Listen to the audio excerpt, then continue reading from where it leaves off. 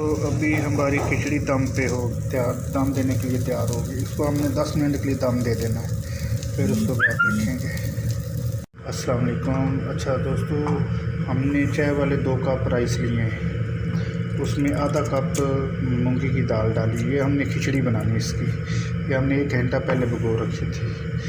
और एक बर्तन में हमने थोड़ा सा ऑयल लिया है, आधे कप से भी कम, थोड़ा सा ही है। और 1 अदद मैना प्याज, इसको हम हल्का सुनहरी करेंगे, उसके बाद तरीका आगे बताते हैं।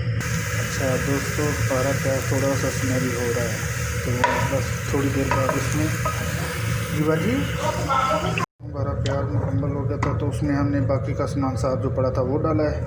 और इसमें अब थोड़ा सा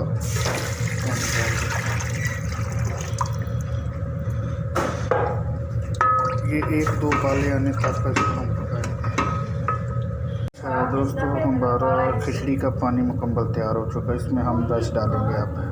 अच्छा दोस्तों, हमारे अब चावल उबल रहे हैं। ये हमारी जो खिचड़ी है, तो इंशाल्लाह थोड़ी देर तक ये इसको हम दम पे रख देंगे, तो फिर दम खोलेंगे, फिर उसके बाद दिखाएंगे।